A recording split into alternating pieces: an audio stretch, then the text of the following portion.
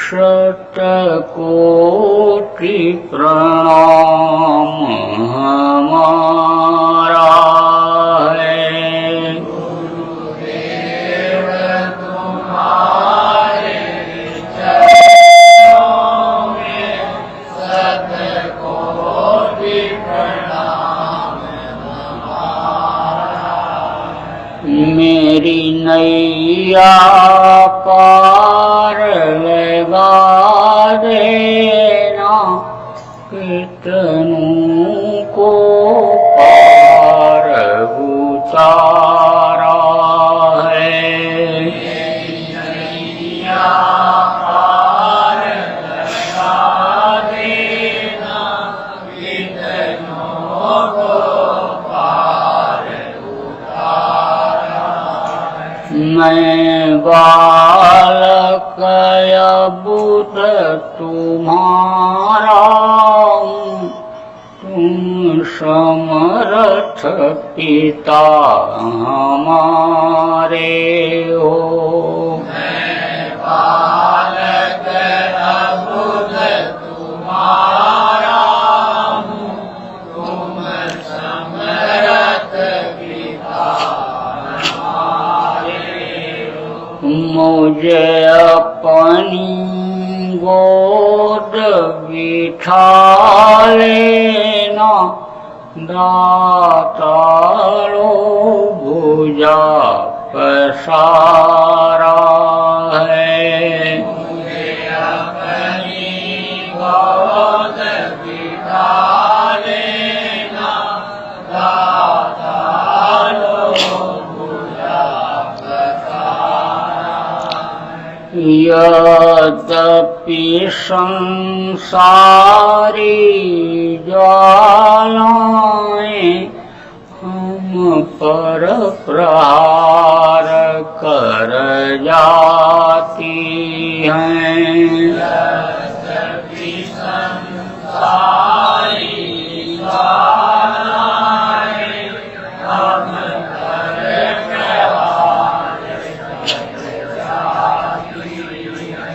पर पर शीतल करती रहती है तेरी शीतल अमृत धारा है। शीतल करती रहती है तेरी शीतल अमृत धारा। जब आंधी हमें हिला देती, ठंडी जब हमें कपा देती, जब आंधी हमें हिला देती, ठंडी जब हमें कपा देती, मुस्कान तुम्हारे अधरों की दे जाती बड़ा सहारा है। मुस्कान तुम्हारे अधरों की दे जाती बड़ा सहारा है। कुछ भुजा उठा कर कहते हो, कुछ महामंत्र सा पढ़ते हो, कुछ भुजा उठा कर कहते हो, कुछ महामंत्र सा पढ़ते हो। गद गद हो जाता हूँ स्वामी, मिल जाता बड़ा सहारा है। इस मूर्ति माधुरी की झांकी यदि सदा मिला करती स्वामी। इस मूर्ति माधुरी की लागी यदि सदा मिला करती स्वामी। सौभाग्य समझते हम अपना कौतूहल नाथ तुम्हारा है। बारंबार प्रणाम करूं चरणों में शीश झुकाता हूँ। अब पार अवश्य हो जाऊंगा, गुरु ने पतवार संभाला है। गुरुदेव तुम्हारे चरणों में शतकोटि प्रणाम हमारा है। मेरी नैया पार लगा देना, कितनों को पार उतारा है। मेरी नैया पार लगा देना, कितनों को पार उतारा है। जय गुरुदेव।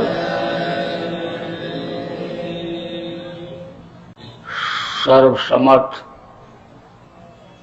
सर्वत्र स्मरणीय परम पूज्य गुरु जी महाराज, उपस्थित सभी सत्संगी धर्म प्रेमी बच्चे एवं बच्चियों,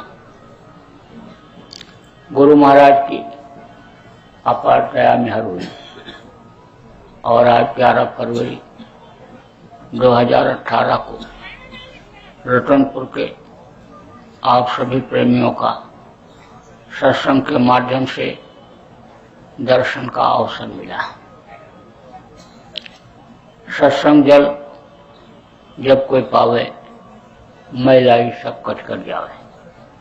जैसे शरीर की सफाई के लिए साबुन और पानी की जरूरत होती है, ऐसे अंतरात्मा की सफाई के लिए सत्संग की जरूरत हुआ करती है। मन चित्त बुद्धि को सही रखने के लिए सत्संग की आवश्यकता होती है। इसीलिए पहले के समय में बराबर सत्संग का आयोजन जगह जगह पर लोग करते रहते थे। सत्संग सुनते, लोगों को सुनवाते। जब सत्संग मिलता था तो हर तरह की जानकारी रहती थी कि गृहस्थ आश्रम में कैसे रहा जाए, भाई भाई के साथ कैसा व्यवहार करे, पिता पुत्र के साथ कैसा बर्ताव करे, पति पत्नी का फर्ज क्या होता है, किस तरह से खाया जाता है, किस तरह से रहा जाता है, कैसे किस तरह से बरकत ली जाती है, आत्मा क्या है, परमात्मा क्या है, इन सारी चीजों की जानकारी होती थी। देवी क्या है, देवता क्या है, मनुष्य शरीर किस काम के लिए मिला है, खाने पीने के लिए मिला, मौज मस्ती के लिए मिला या और किसी काम के लिए मिला, इन सारी चीजों की जानकारी सत्संग से आने मिला करती है। जब से लोगों ने सत्संग सुनना बंद किया, तब से देखो परेशानियों का पहाड़ लोगों के सामने आकर खड़ा हो गया।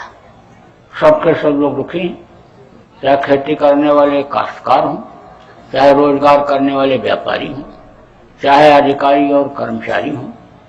लोगों को जल्दी नींद नहीं आती है। आवाज सुन लो, बहुत से लोगों को तो नींद की गोलियां खानी पड़ती हैं तब नींद आती है, शांति नहीं है।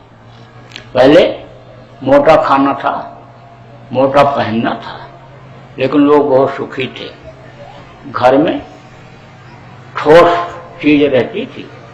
गरीब घर के औरतों के पैर में जूते चप्पल भले न रहते रहे हूं, लेकिन एक एक पाव सोना और यानी कम से कम 2-2 किलो चांदी गरीब घर की औरतों के शरीर पर हुआ करता था। लेकिन अब सोना चांदी की बात तो छोड़, कांसा पीतल फूल का बर्तन भी खोजो तो नहीं मिलेगा। बरकत खत्म हो गई। एक कमाता था, 10 खाते थे। अब 10 दिन रात दौड़ते रहते हैं, कमाते रहते हैं लोग, लेकिन तो भी पूरा नहीं पड़ता है। जितने देखो अस्पताल खुलते चले जा रहे हैं, उतनी बीमारियां बढ़ती चली जा रही हैं। जितने थाना खुलते चले जा रहे हैं, अपराध उतने बढ़ते चले जा रहे हैं। जितना लोग सुलझाने की कोशिश करते हैं, उतना ही उलझता चला जा रहा है। तो कारण क्या है? कारण यह है कि ये दुखों का संसार बन गया। कभी यह सुख का सागर था। आदमी के घर में कोई झगड़ा झंझट नहीं होता था। घर छोड़ करके लोग भगते नहीं थे। औरतें घर के झगड़ा झंझट से जल करके मरती नहीं थी। भाई भाई में देखो कितना प्रेम था कि भाई भाई के लिए जंगल चला गया था, राम के साथ लक्ष्मण। और अब भाई भाई के खून का प्यासा हो रहा है। एक एक हाथ जमीन के लिए गाली गुप्ता, लड़ाई झगड़ा, कोर्ट कचहरी और कत्ल अन्य सब हो जा रहा है। अब आप ये समझो कि पिता के कहने पर, राजा दशरथ के कहने पर राम राजगद्दी पर ठोकर मार करके जंगल चले गए थे, और अब बेटा बाप के सीने में तमंचा लगा करके, बंदूक लगा करके जमीन जायदाद जबरदस्ती लिखा ले रहा। पहले क्या था? प्राण जाए बर वचन न जाई। कोई किसी को जबान दे देता, पूरी जिंदगी निभाता था। कहते थे भाई जब तक जिंदगी रहेगी वचन दे दिया तो निभाएंगे। और अब 10-10 मिनट पर लोग जबान बदलते हैं, लिख भी देते हैं, और नोट लिख देते हैं, स्टैंप लिख देते हैं, दस्तखत कर देते हैं, लेकिन कहते हैं हमारा दस्तखत ही नहीं। अब उसी पर मुकदमा चल जाता है, मुकदमेबाजी उसी पर होने लग जाती है। लोग कहते सांच बराबर तप नहीं और झूठ बराबर पाप। कहते थे कि सच्चाई इतना बड़ा धर्म कोई धर्म नहीं, और अन्य झूठ बोलना पाप है। और अब झूठ है लेना, झूठ है देना, झूठ है भोजन, झूठ से झूठ अगर 10 झूठ न बोले आदमी है तो बहुत से लोगों का खाना ही ना हजम हो। सेवा भाव बहुत था। अभी गांव में है, कोई किसी के दरवाजे पर पहुंच जाता तो पानी पिलाते, रोटी खिलाते थे। इस समय पर आप घर से निकलो, कहीं जाना है और रुपया पैसा भूल जाओ तो लौट करके फिर आते हो और कहते हो भाई पैसा नहीं रहेगा तो रात को कहाँ रुकेंगे, खाएंगे कहाँ। पहले ये फिक्र लोगों को नहीं रहती थी। लोग किसी के भी दरवाजे पर पहुंच जाते शाम के समय तो घर वाले खुश हो जाते थे कि देखो मेहमान नहीं, भगवान आ गए। अब हमको रोटी खिलाने का, पानी पिलाने का, सेवा करने का मौका मिल जाएगा। और अब अगर कोई थोड़ा देर सवेर पहुंच जाए रिश्तेदार, अपना खास ही क्यों न हो, तो औरतें बन बनाने लगती हैं कि अब देखो फिर बर्तन धोना पड़ेगा, फिर बनाना पड़ेगा, अब इतनी रात को आ गए। सेवा भाव पहले बहुत था, एक दूसरे की लोग मदद करते थे। गांव में किसी के यहाँ कोई गमी खुशी होती थी तो पड़ोस के लोग इकट्ठा होकर के मदद करते। अब भी है, गांव में है।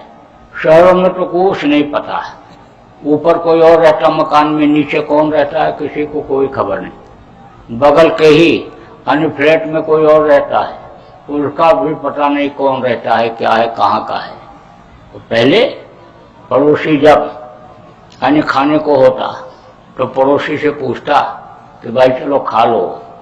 नहीं, वो कहता नहीं हमारे यहाँ भी बना है हम खाएंगे, या कहता हम खा चुके हैं। अरे चलो थोड़ा सा खा लो। कोई चीज अच्छी चीज बनती है तो बगल के घर से बुला बुला करके लोगों को लोग खिलाते थे। बड़ा प्रेम था, इंसान इंसान के काम आता था।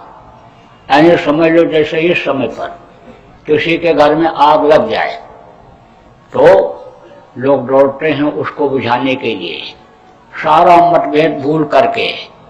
ये नहीं देखते हैं कि ये पंडित जी की बाल्टी है और हम अन्य छोटी जाति के हैं तो हम इनकी बाल्टी न लें, इनके घर में न जाएं, इनका बर्तन न लें और पानी भर करके इसमें न डालें।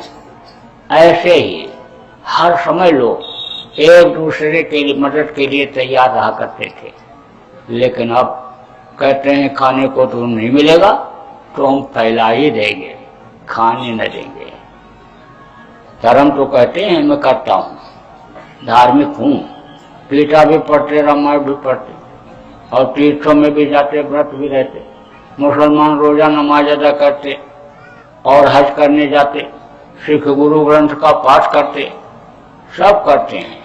और अगर किसी से यह भी कहा जाए कि तुम्हारा धर्म जा रहा है तो लाल दुपट्टा बांधेगा और जय बजरंगबली बोलेगा और कहेगा मर जाएंगे मिट जाएंगे, धर्म नहीं जाने देंगे। किसी मुसलमान से कहा जाए तुम्हारा धर्म जा रहा है तो अल्लाहू अकबर बोल करके, काली पट्टी बांध करके, तलवार लेकर के निकल पड़ेगा, कहेगा धर्म नहीं जाने देंगे, मर जाएंगे मिट जाएंगे धर्म के लिए, मजहब के लिए कुर्बान हो जाएंगे। किसी सिख से कहा जाए तुम्हारा धर्म जा रहा है तो वो भी कृपाण लेकर के वाहिगुरु बोल करके निकल पड़ेगा मरने मिटने के लिए। ईसाई भी इसी तरह से। लेकिन इन चारों से पूछो कि भाई धर्म है क्या चीज, तो बता नहीं पाएगा धर्म क्या चीज है। कहेगा ये सिख हैं, ये मुसलमान हैं, ये हरिजन हैं, ये पंडित हैं, ये ठाकुर हैं, ये बनिया हैं, इनसे हमारा कोई तालमेल नहीं। अब आप इस बात को समझो कि भगवान ने है तो कोई जात पात बनाया नहीं, उस मालिक ने तो केवल इंसान बनाया। ये टिफरकेबाजी किस बात की? अगर आप मालिक को मानते हो, रोजा नमाज अदा करते हो, अगर आप पूजा पाठ करते हो, यज्ञ हवन जप तप अगर आप करते हो, अगर आप गुरु ग्रंथ का पाठ करते हो, प्रे अगर आप करते हो, तो आपको यह समझना चाहिए कि सबके अंदर उसी मालिक की रूह है, सबके अंदर यानी वही परमात्मा का अंश जीवात्मा है, जिसके लिए गोस्वामी जी महाराज ने कहा कि ईश्वर अंश जीव अविनाशी और चेतन अमर सहर सुख राशि। तो जब पढ़ते हो रामायण की चौपाइयों को तो उसको समझते क्यों नहीं? समझने की जरूरत है। देखो ये किताबें क्या हैं? ये मार्गदर्शिका हैं, ये रास्ता बताती हैं, लेकिन रास्ते पर चलाती नहीं हैं। इसीलिए सत्संग की जरूरत पड़ती है, संतों की जरूरत पड़ती है। संत जो होते हैं वो रास्ता भी बताते हैं और रास्ते पर चलाते भी हैं। तो मोटी बात आप ये समझो कि जितनी भी चीजें उस मालिक ने बनाई सब इंसान के लिए बनाई। जैसे देखो सूरज सबके लिए एक जैसा यानी प्रकाश रोशनी देता है, चंद्रमा एक जैसा यानी रोशनी शीतलता देता है। आप देखो हवा सबको लगती है, सबको हवा की जरूरत है। धरती पर यानी सबको रहने की जरूरत है, यानी समझ लो कि आग की जरूरत सबको पड़ती है, एक ही जैसी है। उसने तो कोई बंटवारा किया नहीं है कि यह पटेल हैं, ये आदिवासी हैं और ये हरिजन हैं और ये पंडित जी हैं और ये ठाकुर साहब हैं। उसने तो कोई बंटवारा नहीं किया। ये मुसलमान हैं, ये सिख हैं, ईसाई हैं, उसने कोई बंटवारा नहीं किया। अब आप ये समझो इसमें अगर फंसे रह जाओगे तो आपका समय यानी ये जो कीमती मिला है भगवान के मिलने का, मनुष्य शरीर जो मिला है, इस शरीर का समय यानी बेकार चला जाएगा, निकल जाएगा। देखो एक कारखाने में बहुत से लोग काम करते थे, तो उसमें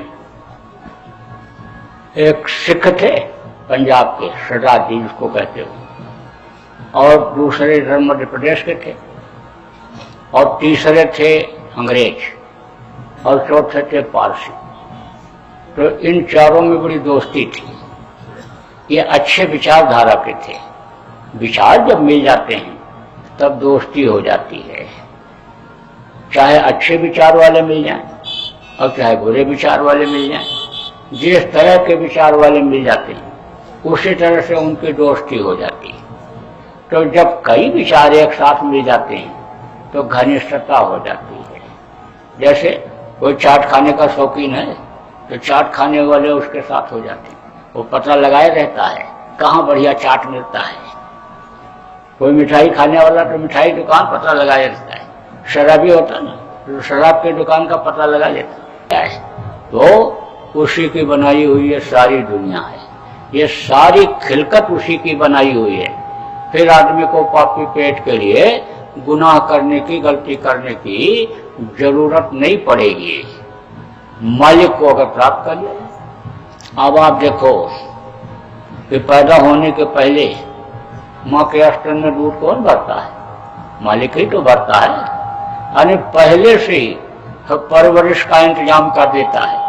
लेकिन उसको आप सब लोग भूल गए। उसको भूल करके और बस कहते हो मैं नहीं करूंगा तो कुछ होगा नहीं। और मैं के करने में और बच्चों के लिए ही करने में, परिवार वालों के लिए करने में, अपने से शरीर के लिए ही करने में दिन रात लगे रहते हो। जिस काम के लिए मनुष्य शरीर मिला उस मालिक से मांगा, उस काम से बहुत दूर हो रहे हो। किस काम के लिए मांगा? भगवान के प्राप्ति के लिए, नरक 84 से छुटकारा पाने के लिए। ये कब मांगा था? जब माँ के पेट में थे। आप जितने भी लोग बैठे हो, एक दिन सब लोग माँ के पेट में थे। हम भी माँ के पेट में थे। बाहर अनीय समझ लो कि मनुष्य शरीर कोई बना ही नहीं सकता है। आप ये समझ लो कि वहीं पर आदमी फेल हो गया, वहीं पर डॉक्टर वैज्ञानिक फेल हो गए। ऑपरेशन तो कर देते हैं, दिमाग का ऑपरेशन कर देते हैं, किडनी बदल देते हैं, लीवर बदल देते हैं, हार्ट का ऑपरेशन कर देते हैं, ये तो सब कर देते हैं। लेकिन ये चीज नहीं समझ पाए अभी तक कि यह बनता कैसे है मनुष्य शरीर, और क्या चीज निकल जाती है इस शरीर के अंदर से कि जिससे इसमें सड़न गलन बदबू पैदा हो जाती है और घर में से लोग बाहर निकाल देते हैं। इसका पता आज तक कोई भी वैज्ञानिक, पंडित, मुल्ला, पुजारी नहीं लगा पाया। कोई जोशी, राजा, महाराजा, सेठ, साहूकार इसका पता नहीं लगा पाया। तो ये माँ के पेट में यानी समझ लो 9 महीने रहने के बाद तब यानी मनुष्य शरीर ये बच्चा तैयार होता है। मनुष्य शरीर का जो छोटा हिस्सा है जिसको बच्चा कहते हो, वो उसमें तैयार होता है 9 महीने। कम समय में नहीं हो सकता। किसी भी डॉक्टर वैज्ञानिक से कहो कि 5 महीने में मेरे बच्चे को माँ के पेट में बना करके बाहर निकाल दो, कोई निकाल सकता है? नहीं निकाल सकता। 9 महीने रहना पड़ता है। अब 9 महीने किस हालत में रहते हैं? आपने देखा होगा एक पक्षी ऐसा होता है जो पेड़ों पर ऐसे उल्टा टंगा रहता है। ऐसे ही यानी माँ के पेट में उल्टे लटकना पड़ता है। मांस के लोथड़े और ये टट्टी पेशाब ये सब मुंह और नाक के सामने रहते हैं। उस वक्त पर यानी समझ लो पहले जन्म में हम कहाँ थे? कीड़ा थे, मकोड़ा थे, सांप थे, गोजर थे, बिच्छू थे, या नरक में मारे गए, काटे गए, सड़ाए गए, गलाए गए, सब दिखाई पड़ता है। चूहा थे, बिल्ली ने किस तरह से पकड़ा, मेढक के सांप ने किस तरह से पकड़ा और किस तरह से चिल्लाते रहे, छटपटाते रहे, कोई बचा नहीं सका, यह सब दिखाई पड़ता है। तब प्रार्थना करता है मालिक से, रोता है, प्रभु अब दया करो, जल्दी से बना करके तैयार कर दो और बाहर निकाल दो। माँ के पेट में यह भी जानकारी होती है कि केवल मनुष्य शरीर के अंदर ही ऐसा रास्ता है कि जिससे हम आगे तकलीफ से बच सकते हैं। यह भी मालूम रहता है कि जब सद्गुरु मिलेंगे, सच्चे गुरु मिलेंगे, रास्ता बताने वाले मिलेंगे, संत सद्गुरु जब मिलेंगे और वो रास्ता बताएंगे, तभी हम तकलीफों से बच सकते हैं। तो बराबर प्रार्थना करता रहता है कि बाहर निकालो, बाहर निकालो, दया करो, मेहरबानी करो। बाहर निकल करके होश संभालते ही हम सदगुरु की खोज करके रास्ता लेकर के और दिन रात भजन करेंगे। अब ऐसा कोई काम नहीं करेंगे कि जिससे हमको माँ के पेट रूपी नरक में फिर आना पड़े। अब प्रभु कृपा करो यही भांति और सब त्याजी भजन करो दिन राती। या प्रभु दिन रात भजन करूंगा, बाहर निकालो। लेकिन बाहर आकर भ्रम या बहुत उठाए पाप। बाहर आकर के अनिश भूल और भ्रम के देश में बहुत पाप करने लग गए इस शरीर से।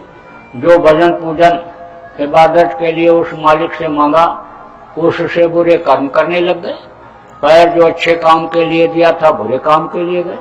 हाथ से बुरा किया, आंख से बुरा देखा, कान से बुरा सुना, मुंह से बुरा बोले, बुराइयों में फंस गए। किसी को होश आ रही है कि वादा किया था और किस काम के लिए मिला था? ये किसी को वादा याद आता है? अरे ये कोई ये सोचता है कि भाई मौत भी होगी, जबकि ये दुनिया या संसार किसी का रहा है? अरे कोई यहाँ अमर रहा है? अरे देखो, एक से एक राजा महाराजा आए, एक से एक सेठ साहूकार आए, पंडित मुल्ला पुजारी आए, एक से एक देखो भगवान आए, राम जैसे भगवान आए, कृष्ण जैसे भगवान आए, अनि महावीर जैसे भगवान आए, नानक देव और कबीर गोस्वामी जैसे संत आए। लेकिन यहाँ कोई रहे? सब चले गए छोड़ करके। इस अन्य देश का नाम, इस लोक का नाम मृत लोक है। यहाँ जो चीज अन्य समझ लो कि फलती है वो झड़ती है, जो आग जलती है वो बुझती है, और जो पैदा होता है वो मरता है। लेकिन आदमी मोह निशा सब सोवन हारा, और देखें सपन अनेक प्रकारा, अन्य समझ लो तरह तरह के सपने देखने में लगा हुआ है। कभी कभी होश आता जब किसी मुर्दा को जलवाने के लिए, गड़वाने के लिए शमशान घाट पर आदमी जाता है। जब तक मुर्दा जलाने की तैयारी होती है, लोग बैठ करके बहुत अच्छी अच्छी बातें करते हैं।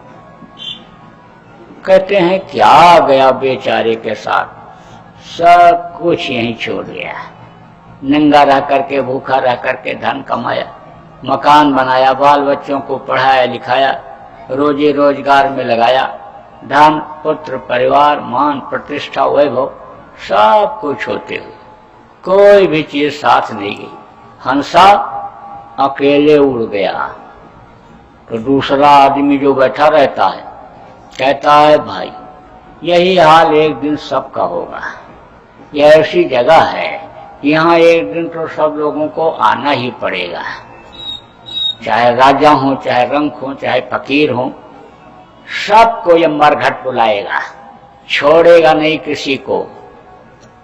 तीसरा कहता है भाई इसीलिए तो कहते हैं कि जब सब कुछ छोड़कर यहाँ से चला जाना होता है तो यहाँ की चीजों में क्यों फंसो, यहीं का सारा सामान, साजो सामान को इकट्ठा करके रखो, कुछ वहां के लिए भी करो। नौजवान बैठा सुनता रहता है, कहता बात तो ये सब लोग सही कह रहे हैं, लेकिन अभी तो गृहस्थी कच्ची है, बच्चे छोटे छोटे हैं, घर मकान बना नहीं है। घर मकान बना दूं, बच्चों को पढ़ा लिखा दूं, फिर तो बुढ़ापे में चले जाएंगे, यदि किसी तीर्थ स्थान पर ही कुटिया बना लेंगे और तपस्या करने जंगल चले जाएंगे, फिर क्या रहेगा? बच्चे गृहस्थी को संभाल लेंगे, अभी तो खाने पीने मौज मस्ती की उम्र है। और कोई बात नहीं, गृहस्थी हमारी अगर सेट हो जाए तो फिर पहले भी लग सकते हैं बुढ़ापे से। अब लौट करके शमशान घाट से आता है और गृहस्थी को सेट करने लगता है। तो आज तक गृहस्थी किसी की सेट हुई? किसी की नहीं हुई। और जितना ही सुलझाता है उतनी ही ये गृहस्थी उलझती चली जाती है। कटोरे में आप शहद रख लो तो एक मक्खी आती है और कटोरे के ऊपर बैठ करके शहद को खा करके उड़ करके चली जाती है, और दूसरी मक्खी आती है कटोरे के ऊपर कटोरे में कूद पड़ती है और पेट भर कर शहद खाती है, लेकिन उसके पंख फंस जाते हैं तो निकल नहीं पाती और उसी में जान दे देती। आज का गृहस्थ यानी जैसे मक्खी फंस गई ऐसे ही फंस रहा है। अब एक मक्खी तो बैठ करके खा करके उड़ गई और दूसरी कूदी, खाई तो ज्यादा लेकिन समझ लो कि उसी में फंस गई। तो आज का इंसान अन्य समझ लो कि खाना नहीं सीख पाया, रहना नहीं सीख पाया, चाल चलन किस तरह का होना चाहिए, विचार भावना किस तरह की होनी चाहिए, ये नहीं सीख पाया। अब आप ये समझो कि यह मनुष्य शरीर ये भगवान ने शाकाहार भोजन के लिए बनाया है। शाकाहार भोजन क्या है? जड़ वस्तु। जड़ किसको कहते हैं?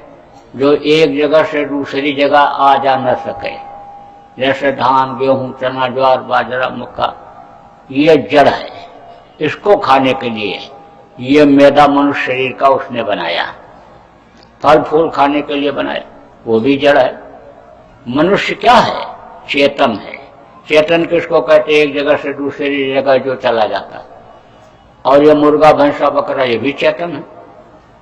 अब कुछ ऐसे चेतन हैं कि जो चेतन को खाते हैं, जैसे शेर, जैसे बिल्ली, जैसे कुत्ता। उनके जो आंखें हैं गोल हैं, उनके दांत नुकीले होते, वो चाट करके पानी पीते हैं। मनुष्य खींच करके पानी पीता है, वो मांसाहारी होते हैं। उनका मैदा इस तरह का है कि एक कुत्ते के बच्चे को, एक बिल्ली के बच्चे को, एक शेर के बच्चे को आप बचपन से मांस देते रहो तो उसके शरीर के बनावट में, विकास में, उसके दिल दिमाग में अन्य समझ लो कि कोई फर्क नहीं पड़ेगा। जैसे कुत्ता भूखता है भूखेगा, बिल्ली जैसे म्याऊं बोलती बोलेगी, शेर जैसे चिघाड़ता है चिघाड़ेगा, और अन्य जैसा व्यवहार करता है वैसा करेगा। लेकिन मनुष्य के बच्चे को आप दूध मत दो, आप अनाज मत दो, कोई भी चीज आप मत दो, तो वो वैसा अन्य आचरण नहीं करेगा मनुष्य जैसा। दिमाग बुद्धि उसकी ठीक से काम नहीं करेगी। तो मनुष्य का जो भोजन है शाकाहारी भोजन। शाकाहारी भोजन जब आदमी करता है तो शुद्ध खून बनता है और उसका दिमाग पर अच्छा असर रहता है। और मांसाहारी भोजन जब खा लेता है तो खून बेमेल हो जाता है। मनुष्य का खून और वो मांस का बना हुआ खून का तालमेल नहीं खाता है। कोई बीमार है और खून की कमी हो गई तो डॉक्टर कहते हैं खून चढ़ेगा, तो भाई ने खून दिया तो कहते हैं खून नहीं मिल रहा है। वो तो अंग्रेजी में बोलते हैं ग्रुप नहीं मिल रहा है, और लड़के ने दिया तो नहीं मिल रहा है। अब आगे देखो कि एक ही रजबीर से माँ के, एक ही माँ के पेट में दोनों पले, वो पैदा हुए, और दोनों का खून क्यों नहीं मिलता है? मिलना चाहिए। खून जो बना पैदा होने के बाद वो बेमेल हो गया तो तरह तरह की बीमारियां शरीर के अंदर आ जाती हैं। इसीलिए बहुत से लोग ऐसे हैं कि जो दवा खाते रहते हैं लेकिन तकलीफ नहीं जाती है। एक तकलीफ की दवा खाए दूसरी तकलीफ फिर पैदा हो जाती है। अब आप ये कहोगे कि भाई हम जब से पैदा हुए तब से शाकाहारी, हमारे पिताजी भी शाकाहारी थे, दादाजी भी शाकाहारी थे, तो हमारा खून क्यों बेमेल हो गया? इस वक्त पर लोगों की नीयत खराब हो गई। पैसे के लालच में लोगों ने मिलावटी चीजों को बाजार में उतार दिया। अब उसको आप देख नहीं पाते, समझ नहीं पाते, परख नहीं पाते, और उसको खा लेते हो तो भी बेमेल हो जाता है। तो समझ लो कि रोग दूर बढ़ जाता है और बुद्धि के ऊपर खून का असर पड़ता है। कोई देर में हजम वाली चीज आप खा लो। तो कहते हो दिमाग काम नहीं कर रहा है। डॉक्टर के पास जाते हो तो पट्टा बांधता है हाथ में और नापता है इसे दबा करके, तो कहता ब्लड प्रेशर हाई हो गया, रक्त का चाप तेज हो गया, तो खून के ऊपर उसका असर पड़ा, तो बुद्धि ठीक से काम नहीं करती है। जब बुद्धि ही ठीक से काम नहीं करती है तो आदमी कैसे कामयाब हो पाएगा? अपनी नौकरी व्यापार में या खेती के काम में कैसे कामयाब हो पाएगा? और बुद्धि के ऊपर ही समझ लो कि उसका अन्य समझ लो कि चरित्र और व्यक्तित्व भी निर्भर। भगवान ने बहुत सी चीजों को बनाया खाने के लिए आदमी के, तो जब तरीका मालूम था लोगों को या मालूम रहता है तो वो चीज नुकसान नहीं करती है। कुछ ऐसी चीजें होती हैं कि जो देर में हजम होती हैं लेकिन गरिष्ठ होती हैं, जैसे केला।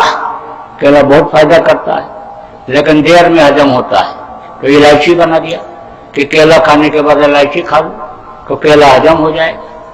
मूली बना दिया, पेट में पड़ी हुई चीज को मूली हजम करती है लेकिन मूली खुद हजम नहीं होती है, मूली का पत्ता खाना पड़ता तो मूली हजम होती है। चावल आदमी खाता है और नारियल का पानी पीता रहे तो चावल बहुत जल्दी हजम हो जाएगा। 6 घंटे में हजम होना है तो 4 घंटे में हजम हो जाएगा, फिर भूख लग जाएगी। आदमी चलता फिरता रहे तो समझ लो कि उसका हाजमा सही रहता है। जो लोग बैठ जाते हैं उन्हीं का हाजमा खराब हो जाता है। छोटे बच्चे हैं, खाते हैं और खा करके चले जाते हैं, खेलते हैं और खेल करके आते हैं, फिर खाने को मांग लेते हैं। चलने फिरने से ऐसा समझ लो कि इसीलिए डॉक्टर वैद्य भी बताते हैं मरीजों कम से कम 2-3 किलोमीटर पैदल चलो। बुढ़ों को कहते हैं सुबह घूमने जाया करो। तो अब आप इस बात को समझो कि जिस चीज की जानकारी जब जिसको हो जाती है तो समझ लो कि उसका पूरा लाभ वो उठा लेता है। तो ये समझो कि कहा गया कि कम खाओगे तो बीमारी नहीं आएगी, यानी डॉक्टर के पास जाना नहीं पड़ेगा। और कम खाओगे तो कोर्ट कचहरी का मुंह नहीं देखना पड़ेगा, थाने पर नहीं जाना पड़ेगा। कम खाओगे, कम खाने का मतलब बर्दाश्त कर लोगे। बर्दाश्त में बहुत बड़ी शक्ति होती है। देखो कोई कितना भी अकड़ के चलता हो ऐसे और उसका पैर छू लो तो अन्य समझ लो कि उठाता है, पैर पकड़ लो इसे, हाँ तो झुक के उठाता है, उसको भी झुकना पड़ता है। अब आप ये समझो कि बंदूक से लोग डरते हैं। तो एक बुढ़े से एक आदमी ने कहा कि देखो तुम्हारे ऊपर वो नाराज हो जाएंगे तुम्हारे पड़ोसी तो तुमको शूट कर देंगे, गोली मार देंगे। उनके पास बंदूक है। अरे बोला मालूम है, उनके पास 2 नली की बंदूक है, मेरे पास 10 नली की है। 10 नली की बंदूक का कैसी होती है? 10 नली की ना देखा ना सुना। अरे होती है, हमेशा साथ रखता हूं। कहाँ रखे हो आप? तो खाली धोती पहने गौछा डाले बैठे हो, न जेब है न टेंट में है न जेब है आपके, कहाँ रखे हो? अरे रखता हूँ, मौका मिलता है तो निकालता हूँ। अरे है कहाँ बताओ तो काका। जब पैर दबाने लगा और काका बताई दो, तब कहा देखो 1 नली, 2 नली, 3 नली, 4 नली, 5 नली। 5 नली है और 5 नली है। 10 नली जब ऐसे दिखाता हूँ, ऐसे जिसको भी दिखाता हूँ वही झुक जाता है मेरे सामने। मुझको कहीं कोर्ट कचहरी जाने की जरूरत नहीं है। मुझको काली कोट वाले के पास नहीं जाना है पैसा देने के लिए। काली कोट कौन पहनते हैं? वकील साहब लोग। अब उनके पास एक बार पहुंच जाओ तो कितनी जूतियां घिसेंगी दौड़ते दौड़ते, कोई ठिकाना है? मुकदमे में पेच कुछ न कुछ निकलता रहता है, उसकी जड़ फूटती रहती। कहते हैं कि कोई भी अन्य पेड़ हो उसकी जड़ तो छोटी हो सकती है लेकिन मुकदमे की तो छोटी होती नहीं, वो तो बढ़ती ही जाती है। वो तो समझ लो हनुमान जी की पूछ हो जाती है। तो अब आप ये समझो कि वो भी अपना सब हिसाब बना लेते हैं कि कितना हमको इससे लेना है। एक वकील साहब थे, उनका लड़का पढ़ लिख करके आया तो कहा पिताजी अब हम आपको वकालत करने नहीं जाने देंगे, अब सारा मुकदमा हम आपका देखेंगे। तो बोले नहीं अभी तुम थोड़ा और सीख लो फिर देखना। बोला नहीं नहीं बिल्कुल नहीं। तो उनका फाइल उठाया बस्ता और लेकर के चला गया। शाम को जब लौट करके आया कचहरी से तो कहा पिताजी देखा आपने 25 साल से मुकदमा लड़ रहे थे और खत्म नहीं करा पाए आप, और मैंने आज उसको ये कही पेशी में खत्म करा दिया। वकील साहब ने कहा है कौन सा मुकदमा तुमने खत्म करा दिया मेरा? तो कहा वो सेठ जी वाला। वकील साहब ने कहा गजब कर दिया तुमने, उसी एक मुकदमे की फीस ने तो तुमको पढ़ा लिखा करके वकील बना दिया और उसी को तुमने खत्म करा दिया, और एक गजब कर दिया तुमने। तो अब आज उस बात को समझो। उनकी भी मजबूरियां रहती हैं, 5 साल तक पढ़ते हैं और फिर लौट करके बच्चों की देख रेख और ये सब उनको करना पड़ता है, परवरिश करनी पड़ती है। तो लड़ाई झगड़ा अगर न हो तो जाना पड़ेगा वहां, काहे तो जाओगे। अब आगे समझो कि छोटे बंदे और सब क्या करने लगे। औरत को अगर गुस्सा आवे और पुरुष चुप हो जाए तो घर में झगड़ा होगा? अरे बताओ दहेज का मुकदमा चलेगा? नहीं चलेगा। कोई तलाक का मुकदमा नहीं चलेगा। एक को गुस्सा आ जाए दूसरा चुप हो जाए तो सास और बहू में कभी भी झगड़ा नहीं होगा। न तो सास बहू से डरेगी न बहू सास से डरेगी। इस वक्त तो दोनों एक दूसरे से डरती हैं। उसका क्या कारण है कि बर्दाश्त दोनों नहीं कर पाती, दोनों अहंकार में रहती। तू डाल तो मैं पाप मार, लेकिन अगर बर्दाश्त की शक्ति आ जाए तो कोई लड़ाई झगड़ा नहीं होगा घर में। अब आप ये समझो ये छोटे बन जाने से अन्य समझ लो लड़ाई झगड़ा झंझट खत्म। और नहीं तो किसी में कुछ घर ऐसे हैं जिनमें रोज झगड़ा होता रहता है। आपको यह न बताऊं तो मैं बता दूंगा कि इनके यहाँ रोज होता है, इनके यहाँ कोई न कोई बीमार ही रहता है। मैं बता दूंगा, आप कहोगे कोई चैलेंज करोगे। अब इससे निजात पाने के लिए, छुटकारा पाने के लिए आप थोड़ा बर्दाश्त की शक्ति लाओ, लोगों में बर्दाश्त की शक्ति भरो, लोगों को समझाओ और बताओ तो बुद्धि सही रहेगी। और बुद्धि सही रहेगी, आप जब मेहनत ईमानदारी की कमाई करोगे तो उसमें बरकत मिलेगी। जब बरकत मिलेगी, खाने पहनने की कोई दिक्कत नहीं रहेगी, तब आपका भजन पूजन में भी मन लगेगा। और नहीं तो मन कहाँ लगा रहता है? मन सामान में लगा रहता है, चीजों में लगा रहता है दुनिया के। मंदिरों में जाते हैं लोग, लेकिन मन कहाँ लगा रहता है? खेती में, दुकान में, दफ्तर में, उधर लगा रहता है। जाते तो वहां दिखावे के लिए, लेकिन मन दूसरी तरफ रहता है। मंदिर के सामने गया, मंदिर में एक आदमी पूजा करने, तो दरवाजे पर चप्पल उतारते समय ही उसका मन उसी में लग गया कि मैं तो नई वाली चप्पल पहन के आया, कोई उठा न ले जाए इसको, पुरानी पहन करके आना चाहिए। अब फूल पत्ती से चढ़ा दिया, आरती करके रख दिया, तब स्तुति करना शुरू किया, तमेव माता च पिता तमेव। तब तक मन लग गया चप्पल में कि कोई उठा न ले जाए। तो चप्पल की तरफ देख के बोला तमेव बंधु च सखा तमेव। फिर मूर्ति की तरफ घूमा, तमेव विद्या च दबनम तमेव। फिर मन लग गया चप्पल की तरफ देखने, कोई ले तो नहीं गया। तो चप्पल को देख के कहता है तमेव सर्वम मम देव देव। तो अब आज समझो, मन जब दुनिया की चीजों में लगेगा तो कहा ना गोपकाओं ने कि उदो मन ना ही 10-20। मन तो एक ही है, तो 10-20 जगह जब यह दौड़ेगा तो भगवान की तरफ कैसे लगेगा? मालिक की तरफ कैसे लगेगा? वो मालिक कैसे मिलेगा? और मन नहीं लगेगा तो कितना भी पूजा पाठ करते रहो, कितना भी जब तक आप करते रहो, कहीं वो मिलने वाला है? और मन अगर रुक गया तो कहा कि मिलने में देर नहीं लगती, पल में परले होत है। यानी समझ लो कि बहुत यानी पल भर में लय हो जाओ, पल भर में लय हो, पल भर में लय, पल में पर लय, लय मतलब मिल जाओ उसी में। ये मिल सकता है, ये जीवात्मा मिल सकती है। जैसे देखो पानी गिरता है नीचे, बारिश होती है तो पानी बह करके कहाँ जाता है? पानी की तरफ जाता है, उसी तरफ जाता है। समझ लो ऐसे ही पानी पानी में मिल, ऐसे ही ये जीवात्मा मिल सकती है।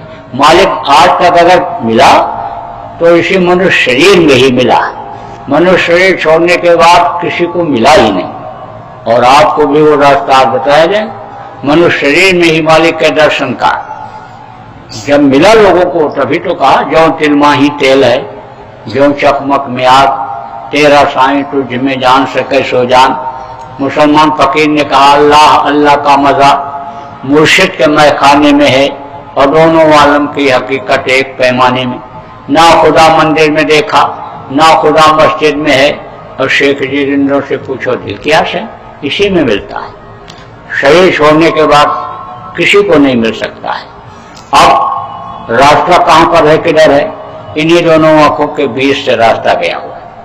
जो शरीर को चलाने वाली जो जीवात्मा है यहीं पर बैठी हुई। इससे नीचे 5 स्थान, ये कंठ चक्र, हृदय चक्र, नाभि चक्र, इंद्रिय चक्र और बुधा चक्र, और 5 स्थान ऊपर है।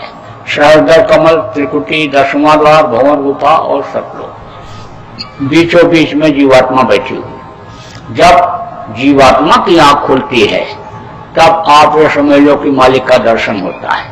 होता इसी मनुष्य शरीर में। बहुत लोगों को हुआ। जब महाभारत शुरू होने को हुआ तो कृष्ण ने वही आंख खोल करके उनको महाभारत दिखाया था जो हमारे आपके अंदर है।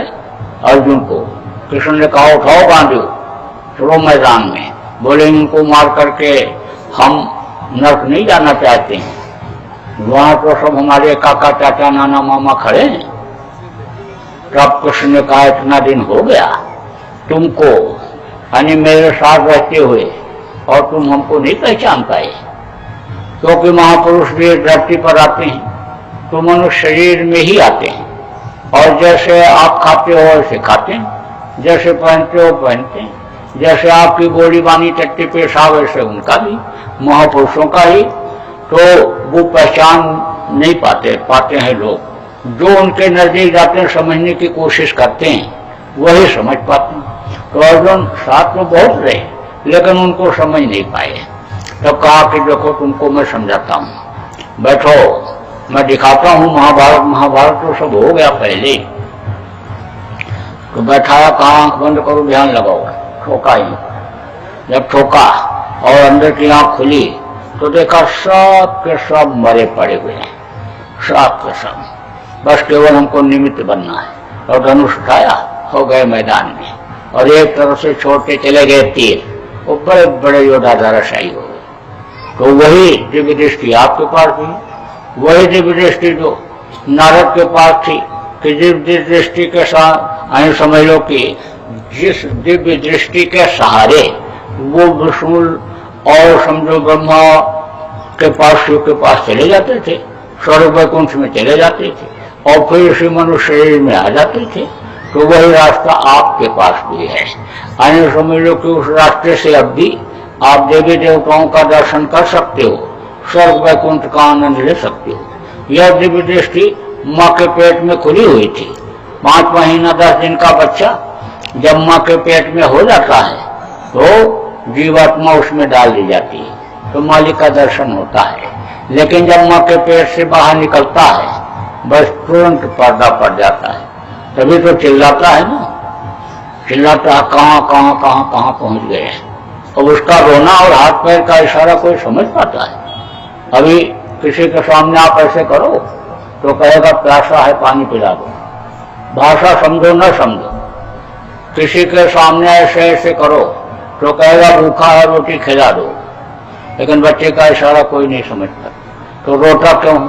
रोता इसलिए है कि जैसे बाहर निकलता है तैसे वो आंख बंद हो जाती है अंदर वाली, जिससे भगवान का दर्शन होता था वो आंख बंद हो जाती। दूसरा भी कारण है रोने का। आज तक कोई बच्चा सूट बूट पहनकर या चड्डी बनियान पहनकर पैदा हुआ? कोई नहीं, सब नंगे पैदा होते हैं। कहा गया नंगे पैदा हुए हो और नंगे करके भेज दिए जाओगे। कोई कितना सोना चांदी हीरा मोती पहने हुए हो शरीर में, लेकिन शमशान घाट भेजते समय अन्य सब उतार लेते हैं, किसी के पहने रहने देते हैं, किसी को सब उतार लेते हैं, नंगे करके भेजते हैं। अब ये जरूर है कि पैदा होते समय मुट्ठी बांध कर आता है, सब कुछ लेकर आता है। सब कुछ का मतलब क्या है? चार पदार्थ का चुटा के कहा गया, अर्थ धर्म काम मोक्ष सब लेकर आता है, और जाते समय सब यहीं छोड़ जाता है, क्योंकि समझ नहीं पाता हम क्या लेकर के आए और हमको किस तरह से रहना चाहिए और क्या काम करना चाहिए उस शरीर से, इस चीज को समझ नहीं पाता है, तो हाथ फैला करके सब कुछ छोड़कर चला जाता है। तो माँ के पेट में जब थे तो दर्शन होता था, लेकिन जब बाहर निकले तो पर्दा पड़ गया, तो दर्शन होना मालिक का आने समझ लो कि बंद हो गया। अब वो पर्दा हट जाए कर्मों का, आने तो अभी दिखाई पड़ने लग जाए, तो वो रास्ता आज आपको बताया जाएगा। हमारे गुरु महाराज ने भी बहुत से लोगों को बताया, और रास्ता ही नहीं बताया, रास्ते पर चलाया और नरक 84 से छुटकारा दिला करके मंजिल तक पहुंचा दिया। क्योंकि नरकों में तो बड़ी बीहड़ सजा मिलती है। अब आप बहुत से लोग ये कहते हो गए, कुछ लोग ऐसे भी आप में होंगे जो ये कहते हैं कि आंख बचा करके गलत काम कर लो, क्या कहीं कोई देख रहा है? लेकिन यह नहीं मालूम है कि जिसको आप नहीं देख पा रहे हो वो आपकी सारी अच्छाई और बुराई को देख रहा है, सब नोट कर रहा है, स्टेप कर रहा है। और जैसे ये शरीर छूटेगा तो तैसे पैदा होने से लेकर के और मरने के समय तक का सब उसके पास पहुंच जाएगा। किसके पास? यमराज के पास, और उसी आधार पर वो सजा दे देता है। वहां कोई शोर सिफारिश चलती है? वहां कोई वकील छुड़ाने वाला मिलता है? फिर कोई जज वहां सिफारिश सुनने वाला मिलता? वहां फिर कोई नहीं मिलता है। वहां तो हुक्म दे देता, ले जाओ इनको नरकों में डाल दो, काटो इनको, सड़ाओ, गलाओ, तपाओ, बहुत दिन रहना पड़ता है। वहां से छुटकारा के बाद फिर कीड़ा मकोड़ा सांप और जब बिच्छू के शरीर में यही जीवात्मा बंद की जाती है। फिर 9 महीने माँ के पेट में लटकना पड़ता है, और मनुष्य शरीर भी मिला माँ के पेट से निकलने के बाद, लेकिन सदगुरु नहीं मिले, रास्ता बताने वाली नहीं मिले, तो भटक भटक सब भटका खाया और सदगुरु बिन कोई राह नहीं पाया। जब सदगुरु मिल जाते हैं तो रास्ता मिल जाता है, जीने का भी रास्ता मिल जाता है। जब तक इस शरीर में रहो सुख से रहो, अच्छा खाओ, अच्छा पहनो, अच्छे समाज में रहो, अच्छे लोगों के बीच में रहो, अन्य समझ लो लोक बन जाता है और परलोक भी बन जाता है, परलोक भी जाता रहता है। अन्य समझ लो ये मृत्यु लोक है, इसके ऊपर बहुत लोक हैं। आप समझो कि सूर्यलोक, चंद्रलोक, स्वर्गलोक, वैकुंठ लोक, ब्रह्मलोक, पार ब्रह्मलोक, काल लोक, महाकाल लोक, सतलोक, अलख लोक, अगम बहुत लोक है। तो वहां भी आना जाना अन्य हो जाता है। इसी मनुष्य शरीर के रहते रहते जानकारी अगर हो जाए, तो हमारे गुरु महाराज ने खूब जानकारी कराई और मदद भी किया। अब वो इस दुख के संसार में दुख झेलने के लिए आने वाले नहीं हैं जो निकल गए, क्योंकि यह है दुखों का संसार। यहाँ कोई सुखी है? जिसके पास रुपया पैसा नहीं है कहता रुपया पैसा हो जाता, बड़ा आदमी बन जाता, और जिसके पास ज्यादा है उसको नींद आती है। बड़े बड़े सेठ लोग नींद की गोली खाते हैं तब नींद आती है। और अभी जब नोटबंदी हुई थी तो सेठ एक एक गोली की जगह 3-3 गोली खा गया और नींद नहीं आई। कभी बैठे, कभी उठे, कभी टहले। तो घर वालों ने कहा डॉक्टर के पास ले चलना पड़ेगा। जब डॉक्टर के पास ले गए, बोले क्या तकलीफ है इनको? बोले नींद नहीं आ रही। तो नींद की गोली दे दिए होते तो नींद आ जाती। अरे बोले 3-3 गोली खा गए और नींद नहीं आई। लड़के ने कहा डॉक्टर साहब चौथी गोली दे दें? बोले गोली चौथी तो दे दोगे, सो तो जाएंगे, लेकिन फिर ये जगेंगे नहीं, उठेंगे नहीं, सोते ही रह जाएंगे। यही बहुत ज्यादा हो गया, 3-3 गोली। जिसके बच्चे नहीं हैं, कोई एक बच्चा तुम्हारे हो जाएगा, चलो गया में पिंडदान कर आओ, वैष्णो देवी में चुनरी चढ़ाए आओ, मजार पर चद्दर चढ़ा दो, सब करता है। यहाँ तक कि अन्य समझ लो कि मूर्ति के सामने आप समझ लो कि जानवरों को अन्य समझ लो कि रंधो जाओ, अरे अच्छा हाँ ठीक है, बैठ जाओ, बैठो माता जी, बैठ बोलो जय गुरुदेव। ऐसा तो जिसके पास लड़के नहीं है, लड़के के लिए वो सब कुछ करने को तैयार हो जाता है, लेकिन जिनके 4 लड़के हैं उनसे कहो कि आप बड़े भाग्यशाली हो, आप बड़े खुशहाल हो, आपके 4 लड़के 4 बहुएं खूब सेवा करते होंगे। तब कहता है ये मर जाते तो ठीक था, जीने नहीं दे रहे। तो कहा ना, नानक दुखिया सब संसार, सारे लोग दुखी, जो निकल गए अन्य समय लोग वही सुखी हैं। तो कितनों को निकाल दिया गुरु महाराज, अब वो इधर आने वाले नहीं, जन्म मरण की पीड़ा झेलने वाले नहीं। तो वो रास्ता आज आपको भी उन्हीं के आदेश से बताया जाएगा। उसके लिए ना आपको घर छोड़ना है, न जमीन जायदाद छोड़ना है, न बाल बच्चों को छोड़ना है। आप गृहस्थ आश्रम में रहो, आपके पास है तो अच्छा खाओ, है तो अच्छा कपड़ा पहनो, अच्छे समाज में रहो, अच्छे लोगों के बीच में उठो बैठो। आप जहां खाते हो वहीं रोटी खाओ, जिसके बगल बैठकर खाते हो।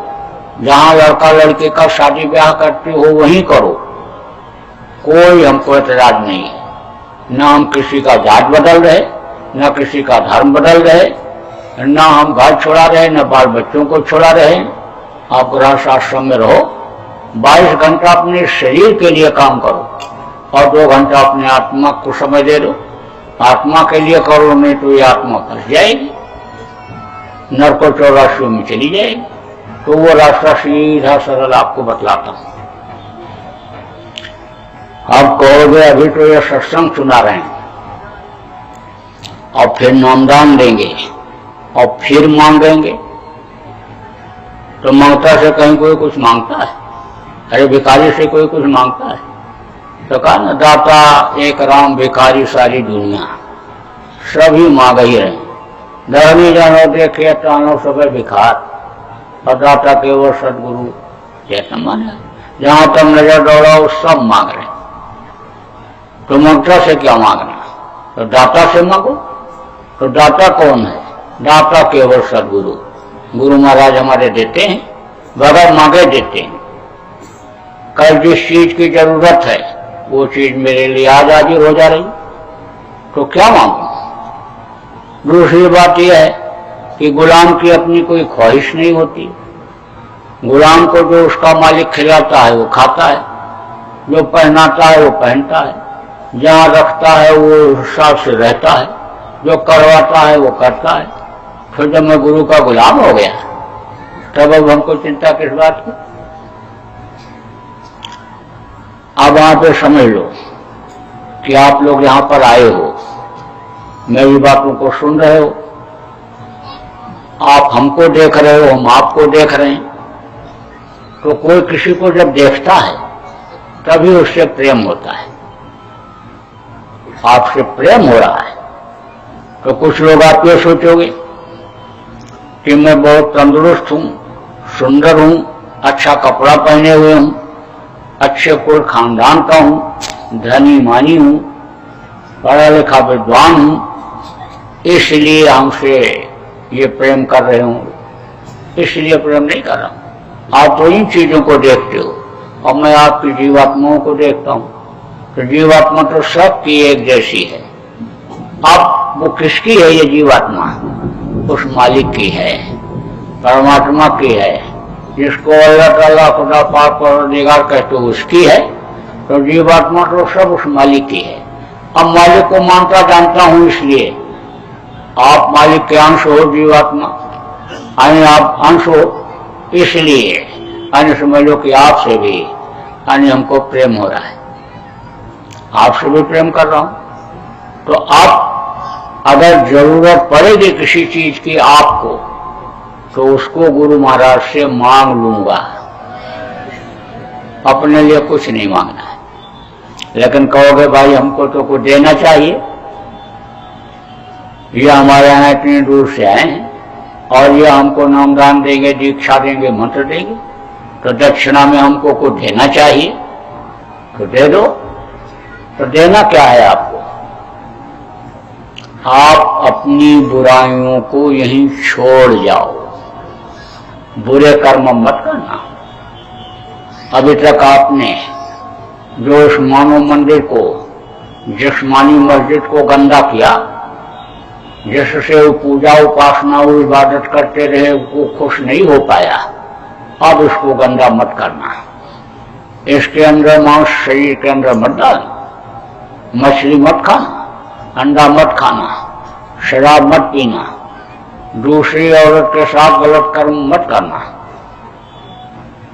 यही सबसे बड़ी आपकी दक्षिणा होगी। देखो, मांस जैसा बताया मनुष्य का भोजन नहीं, बुद्धि खराब होती है, खून खराब हो जाता है। मारने वाले को भी उतना पाप, लाने वाले को भी उतना पाप, बनाने वाले को भी उतना पाप और खाने वाले को भी उतना ही पाप लगता है। इसलिए अब घर में नहीं आना चाहिए, अब पाप होना नहीं चाहिए। मछली क्या है? तालाब की सफाई के लिए बनाई गई। कोई भी गंदी चीज है तालाब में आप डाल दो तो मछली खा जाती है, खखार के ठूक दो, टट्टी करके धोने के लिए जाओ, टुकड़े गिरेंगे, मछली खाए। कोई गाय बैल भैंस सुअर करके नदी तालाब में मुर्गा बकरा आ जाए तो मछली उसको खाएगी, क्योंकि उसका काम सफाई करना है। कोई चीज आएगी तो साफ करेगी, उसको खत्म करेगी। अब आप सोचो कितनी गंदी है, मर जाती है तो पानी के ऊपर तैरती है, तो गीध और कौवा खाते हैं। गीध और कौवा का भोजन नहीं खाना है, मछलियां बात से नहीं।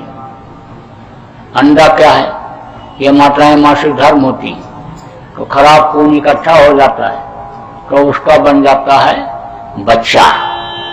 मुर्गियों का खराब खून और उनके टट्टी पेशाब का खराब हिस्सा जब इकट्ठा हो जाता है तो वही अंडा बन जाता है। तो बहुत से डॉक्टर साहब लोग तो कहते हैं अंडा खाओ ताकत आ जाएगी, लेकिन ये डॉक्टर और वैज्ञानिक जो अंडा खाते और खिलाते हैं ये अज्ञानी है, इनको कोई ज्ञान नहीं। कहते तो हैं हवाई जहाज बना लिया, हेलीकॉप्टर बना लिया, हवा में उड़ने लग गए, लेकिन किसी हवाई जहाज में अगर पेट्रोल खत्म हो जाए या कोई नट बोल्ट ढीला हो जाए तो उड़ पाएगा? मुंह के बल नीचे गिरेगा। वो भी तो कोई विज्ञान था कि हनुमान जी जब संजीवनी बूटी लेने के लिए गए थे तो कोई हेलीकॉप्टर या हवाई जहाज पर बैठकर गए थे? उड़ करके गए थे और पूरा पहाड़ उठा करके ले आए थे। कोई हवाई जहाज ऐसा बना कि जो पहाड़ उठा करके ले आवे? तो कितना भी डॉक्टर टर टर करता रहे, न तो अंडा खाना न बच्चों को खिलाना। और बच्चों को तो ये बता दो कि बाहर की चीज कोई खाओ ही नहीं, घर में हम बना देंगे, घर में खा लो। और आप लोग भी बाहर की मिलावटी चीजों को देखभाल करके खाओ।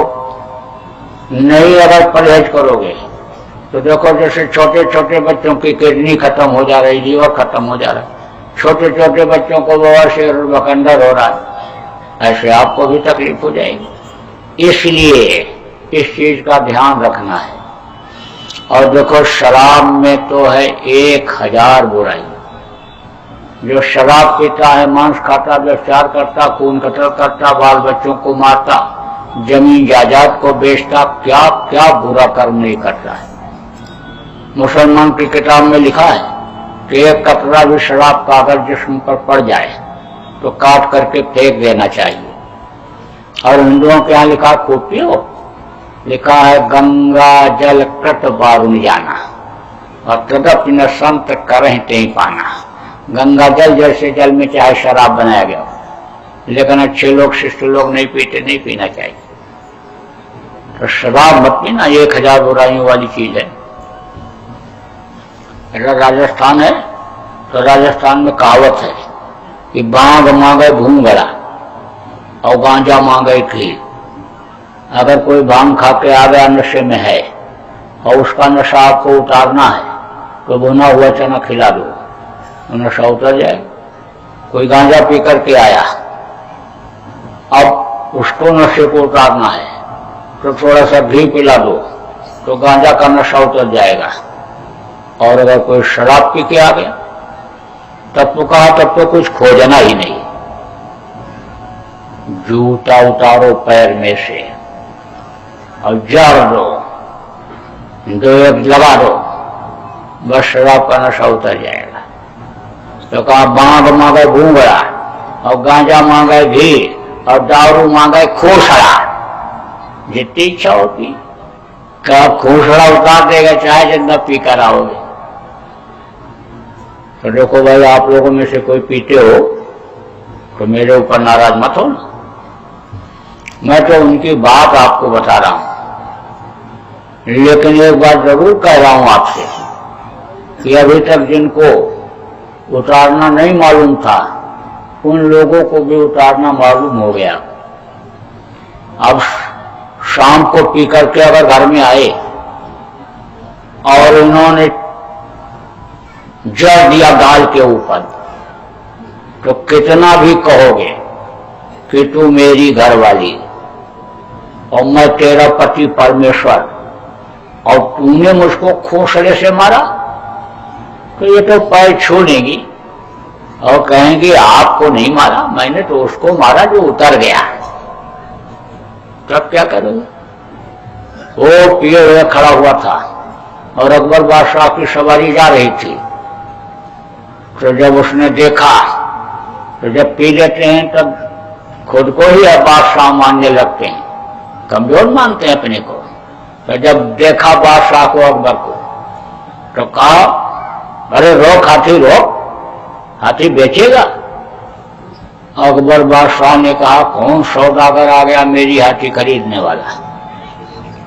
सोचते ही रहते तब तक सिपाही लोग समझ गए, तो बोले जान बचाना तो हमारा धर्म होता है, तो इसको पकड़ो और ये चलो बंद करो, नहीं तो कहीं हुक्म न दे दे कि काट दो, तो काट देना पड़ेगा, तलवार चला देनी पड़ेगी। तो पकड़ के ले गए, बंद कर दिया कमरे में। जब सुबह हुआ बादशाह बैठे गद्दी पर, तब बोले कि हाथी खरीदने वाले को पेश किया जाए। अब एकदम फटी हालत में आया, फटे कपड़े में, एकदम बड़ी बड़ी दाढ़ी, ऐसे कुरूपी चेहरा ऐसे लेकर के आया, ढीला डाला और हाथ जोड़ के खड़ा हुआ। तब बादशाह ने कहा तू मेरी हाथी खरीदेगा? अरे हाथी खरीदेगा? हाथी? कहा सरकार जान बख्शो, हाथी खरीदने वाले रात को ही चले गए। वो चले गए, अब वो नहीं रहे, तो ऐसे ही होश में नहीं रहता। शराबी देखो, अपनी चाची का हाथ पकड़ लेता, बुआ का हाथ पकड़ लेता, लड़की तक का हाथ पकड़ लेता है। 50% अपराध और भ्रष्टाचार अभी खत्म हो जाए अगर शराब बंद कर दिया जाए।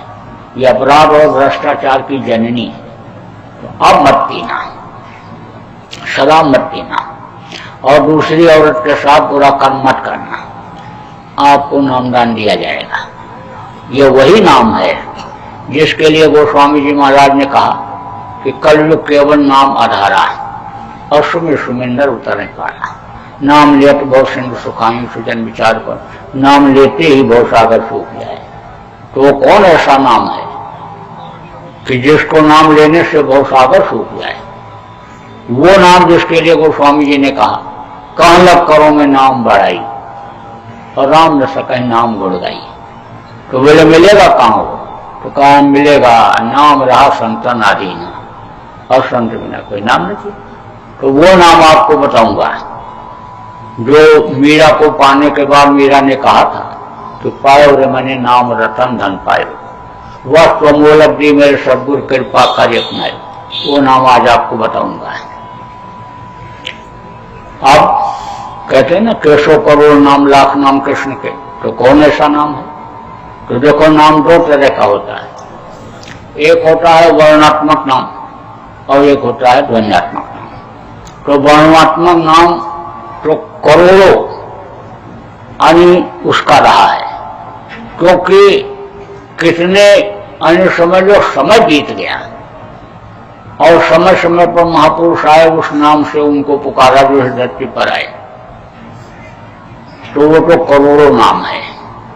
और ध्वन्यात्मक नाम एक ही है जो आज काल से चला आ रहा है, तो वो ध्वन्यात्मक नाम भी बताएंगे। अब इधर कुछ दिन पहले अन्य समय लो त्रेता और द्वापर युग था, तो त्रेता में राम आए थे, तो वो राम नाम में शक्ति भर दिए थे। आपको याद होगा कि जब लंका पर विजय प्राप्त करने के लिए जा रहे थे, समुद्र में पुल बनाने की जरूरत पड़ी थी, तो पत्थर पर राम राम लिख करके समुद्र में डाला गया था। सारे पत्थर तैरने लगे थे। जब कृष्ण आए तो कृष्ण नाम की शक्ति बढ़ी। कृष्ण कृष्ण जिसने जहां पर पुकारा, कृष्ण खड़े हुए मिले, द्रौपदी को उबारा, ग्रह को। इसी तरह से त्रेता और द्वापर के पहले सतयुग था। सतयुग में गुरु की पूजा होती थी, गुरु नाम में शक्ति थी। उसी गुरु नाम को हमारे गुरु महाराज ने जगाया। और गुरु के पहले जय लगाए। जा माने जयमान, या माने दो। जयमान माने जो हमेशा रहे, तो हमेशा कौन रहता है? गुरु रहते हैं। कहा ना, गुरु बिन भवनित तरह न कोई, तो जो बिन शंकर, चाहे कोई ब्रह्मा शिव के समान हो, बगैर गुरु के पार नहीं हो सकता है।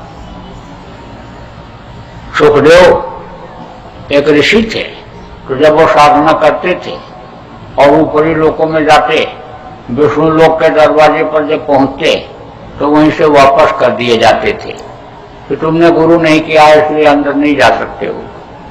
तो कहा गया कि गुरु करना जरूरी होता है। कबीर साहब ने तो यहाँ तक कहा कि निगुरा मुझको ना मिले, पापी मिले हजार। एक निगुरा के शीर्ष पर लाख पापी का, लाख पापियों का बोझा निगुरा के शीर्ष पर होता। इसीलिए गुरु की हमेशा जरूरत रही। और देव माने देने वाला है। जो सच्चे गुरु समर्थ गुरु होते हैं वो देते हैं। जैसे देवता होते हैं, देवता कभी किसी की जान नहीं लेते हैं। देखो ना, जानकारी मिलो, देवी की मूर्ति कौन बनाता है? आदमी ही बनाता है। मान्यता दे देता है कि यह देवी का स्थान है, लेकिन देवी की मूर्ति के सामने न जानकारी में मुर्गा काट करके चढ़ा देता, बकरा काट करके चढ़ा देता। देवता कभी उससे खुश होते हैं? अगर वो जिंदा देवता रहें, देवी अगर तलवार लहराऊं तो कोई काट सकता है? कभी नहीं। तो अब आप इस बात को समझो कि देवता देते ही हैं, लेते कुछ नहीं। वो किसी के जान नहीं लेते। तो अब आप समझो कि यह जय गुरुदेव नाम, यह हमारे गुरु महाराज का जगाया हुआ नाम है, और उसमें उन्होंने उस मालिक की ताकत को भरा। जब नाम को जगाया, उसी समय लोगों से कहा भगवान का नाम है। लोग विश्वास नहीं करते थे, तो बोले विश्वास के लिए परीक्षा कर लो, परीक्षा ले लो। परीक्षा लिया लोगों ने। जा रहे हैं, मधुमक्खियां छेदने लगी। तो मधुमक्खियां जब छेदने लगती हैं, तब बगल का ही आदमी छोड़ करके भाग जाता है। क्यों? क्योंकि वो जब लग जाती हैं, यानी तो उसके कांटे जो होते हैं वो अंदर ही रह जाते हैं, और दूसरा कांटा यानी फिर जम जाता है, और छुड़ाने वाले को ही लग जाती है। जो ही उनके नजदीक आएगा उसी को लग जाएंगे। इसलिए छोड़ करके भगा साथी। जब जय गुरुदेव बोला तो तेज हवा चली और धूल उड़ी ऐसे, और मधुमक्खियों की आंखों में पड़ी, छोड़ करके चली गई। धुएं से और धूल से मधुमक्खी छोड़ करके चली जाती। आप कहीं फंस जाओ, कोई मधुमक्खी आपको छेदने काटने लगे, तो धूल उड़ाना शुरू कर दो, हट जाएंगे। नहाने के लिए गया, डूबने लग गया, तिनके का भी सहारा नहीं है। 10 बार जो बोला जय गुरुदेव, कैसे तेज हवा के साथ पानी की हिलोर आई और ले जाकर के नदी के किनारे लगा दिया। जान बच गई। मरते समय किसी किसी को बहुत तकलीफ होती है, जो अपने शरीर के लिए ही सब कुछ करते रहते हैं, खाने का इंतजाम, कपड़े का इंतजाम, घर मकान बनाते रहते हैं, इसी शरीर के लिए ही झूठ बोलते, बेईमानी करते, चोरी करते, शरीर के थोड़े रहे क्षणिक सुख के लिए व्यभिचार करते, यानी उनको आखिरी वक्त में बड़ी तकलीफ होती है, क्योंकि उनको खाली कराने के लिए यमराज के दूत आते हैं। भयंकर लंबी टेढ़ी सी नाक, बड़ा सा सिर, बड़े बड़े बाल, हथौड़ी मुद्दत मशाल लेकर के आते हैं, खाली कराते हैं। तो उस समय पर किसी का कोई जोर नहीं चलता है। डॉक्टर बढ़िया से बढ़िया इंजेक्शन नींद का लगा देता है, दर्द का लगा देता है, लेकिन दर्द नहीं जाता है। हड्डी हड्डी चटकती है, आंख की रोशनी खत्म हो जाती, कान से सुनाई नहीं पड़ता, जबान पुतली हो जाती है। तो जब तकलीफ हुई, रोया, चिल्लाया, तब मरने वाले के कान में प्रेमी ने जल्दी गुरुदेव बोल दिया। 10 बार बोलते ही उसने आंख खोल दिया और कहा यमराज के दूत हट गए, जो मार रहे, काट रहे, झुलसा रहे थे वो हट गए और आराम से जा रहा हूं। खूब परीक्षा लिया लोगों ने, आप भी परीक्षा ले सकते हैं एक बार, और इस बात का आप प्रचार भी करें कि कोई भी शाकाहारी, सदाचारी, नशा मुक्त व्यक्ति मुसीबत के समय जय गुरुदेव नाम बोल करके मदद ले सकता है। आप ऐसे भी चलते फिरते, उठते बैठते बोलो, कोई काम के लिए जाओ तो बोलो। जब एक मुहावरा बन जाएगा बोलने का, और जय गुरुदेव बोलोगे तकलीफ में, तो तुरंत मदद हो जाएगी। जैसे प्रणाम सलाम करते हो, ऐसे एक दूसरे को मिलो, हाथ जोड़ो और मतलब जय गुरुदेव बोलो। तो ये तो है मुंह से लेने वाला वर्णात्मक नाम, और ध्वन्यात्मक नाम मैं भी आपको बतलाता हूं। तो देखो, जिसका नाम होता है उसका रूप होता है, उसका स्थान होता है, उसकी आवाज होती है। बताना मत किसी को, और इन नामों को टेप करके भी किसी को मत सुनाना। अगर आप टेप करके सुना दोगे या किसी को बता दोगे तो उसका तो कोई फायदा होने वाला नहीं, और ये नाराज हो जाएंगे तो आपका नुकसान कर देंगे। इसलिए बताना मत किसी को। अब आप 3 चीज समझो, सुमिरन, ध्यान और भजन।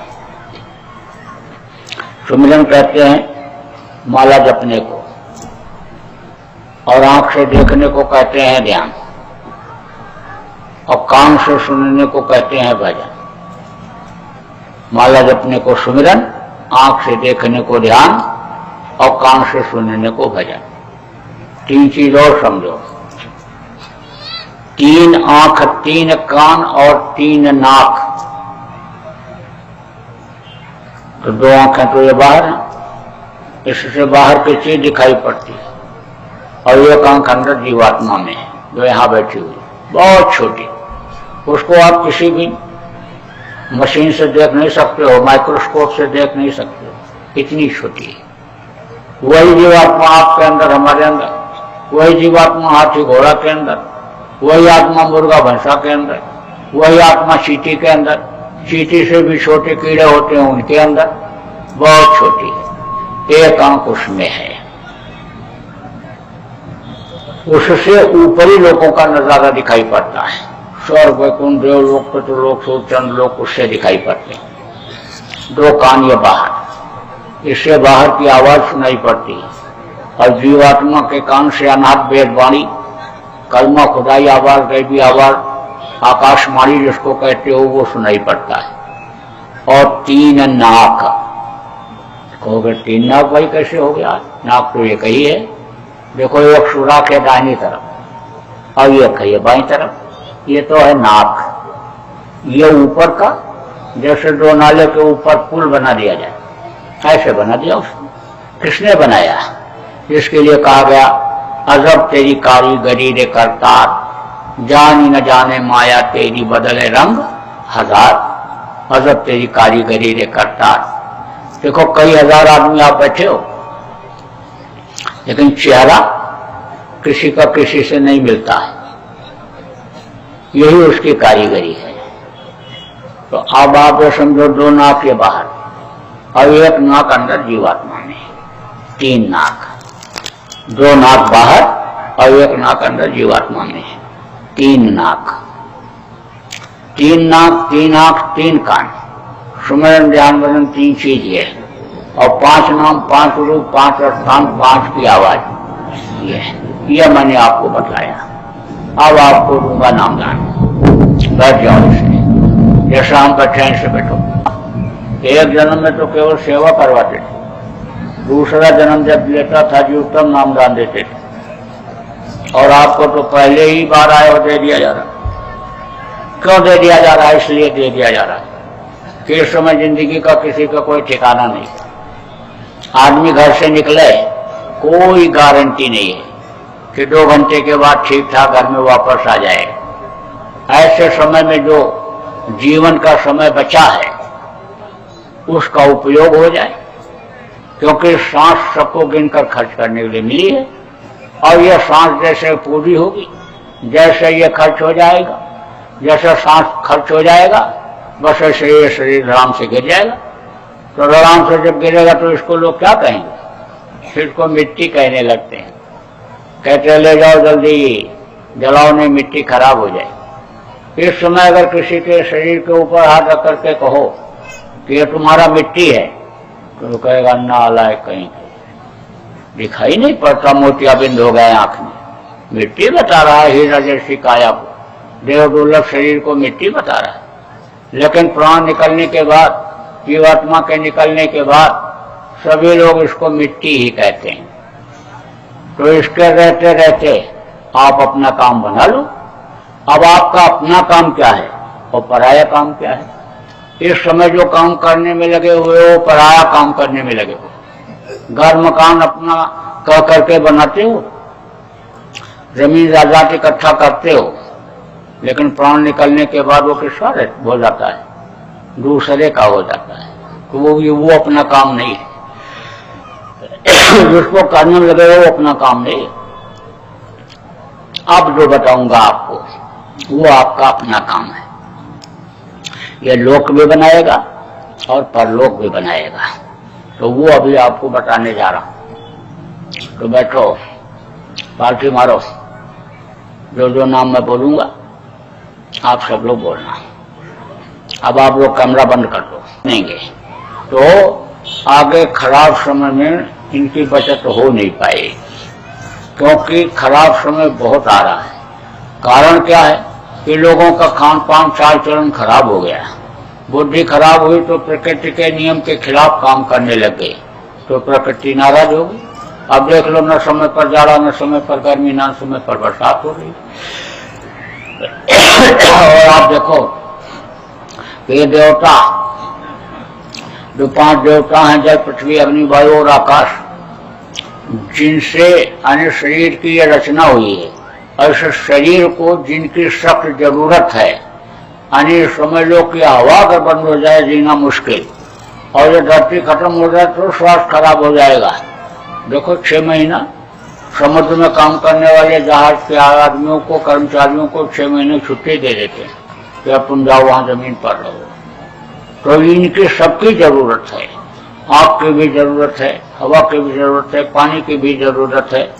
तो ये जो देवता हैं ये सब नाराज हो रहे हैं, क्योंकि नियम के खिलाफ काम हो रहा है इनको। तो एक एक देवता, यानी एक एक साथ 2-2 देवता सजा देने के लिए तैयार हैं।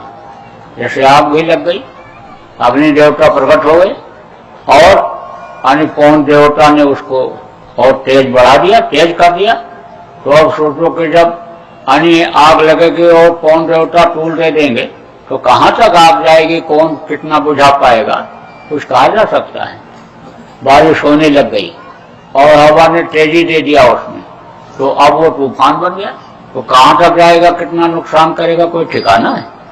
देखो आया दिन अखबार में खबर छपती है, रेडियो में समाचार आता है कि भूकंप आ गया, भूकंप आ गया। अभी भूकंप क्यों आ रहा है? धरती के ऊपर पाप ज्यादा हो रहा है, इसलिए यह धरती पाप से हिलती है तो भूकंप आता है। तो ये जो भूकंप आ रहा है अभी 3-4 दिन पहले आया वहां ताइवान में, वहां बहुत मरे और बड़े ऊंचे ऊंचे मकान सब गिर गए। तो ये तो अभी एक तरह से टेलर है। टेलर जानते हो, सिनेमा देखने जो लोग जाते हैं उनको मालूम है। पिक्चर जब दिखा लेते हैं आधी पिक्चर, तो बीच में इंटरवल होता है, टट्टी पेशाब पानी के लिए छुट्टी मिलती है, तो आने वाली पिक्चर को उसमें दिखाते हैं, तो कहते हैं कि ये टेलर है। तो ये तो अभी कुदरत का टेलर है, पिक्चर तो अभी आगे चालू होगा। कर्म लोगों के बहुत खराब होते जा रहे, और कर्म अगर सही नहीं होंगे तो सजा तो मिलनी मिलनी। अभी आपने देखा कहाँ बीमारियों को, ऐसी नई नई बीमारियां आएंगी, 1 रुपए की दवा 1000 रुपए में खोजने पर नहीं मिलेगी। जगह जगह ऐसे आग लग जाएगी, कारखाने जलेंगे, दुकानें जलेंगी, गांव जलेंगे, रोड पर चलते चलते ऐसे गाड़ियों में आग लगेगी, ऐसे जल के राख हो जाएगी। बस ऐसे जलने लगेगी, निकल पाएंगे जल के खत्म हो जाएंगे, और बहुत जलेगी, लगेगी जगह जगह, धरती हिलेगी। यानी समुद्र देवता तो नाराज खड़े, वो तो कह रहे हैं कि हम धरती की सफाई करेंगे। माता का आंचल गंदा कर रहे हैं लोग। कितनी माता? 3 माता। अपनी माता वो भी दुखी हैं, क्योंकि माता पिता की सेवा लोग नहीं करते, घर से बाहर निकाल दे रहे।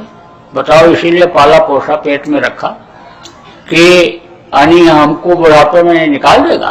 पढ़ाया लिखाया कि 2 रोटी का सहारा बुढ़ापे में बनेगा, कमा के लाएगा खिलाएगा, घर से निकालने के लिए ये सब किया था, लेकिन निकाल दे रहे हैं तो वो भी दुखी। और धरती पर पाप बहुत हो रहा है, ये धरती माता भी दुखी। और तीसरी माता कौन है? गौ माता। गौ को माता क्यों कहा गया? क्योंकि गौ की जितनी भी चीजें हैं वो सब मनुष्य के लिए फायदेमंद है। आप समझो, दूध को अमृत तुल्य बताया गया। उनके पेशाब से यानी बड़े से असाध्य रोग खत्म होते हैं।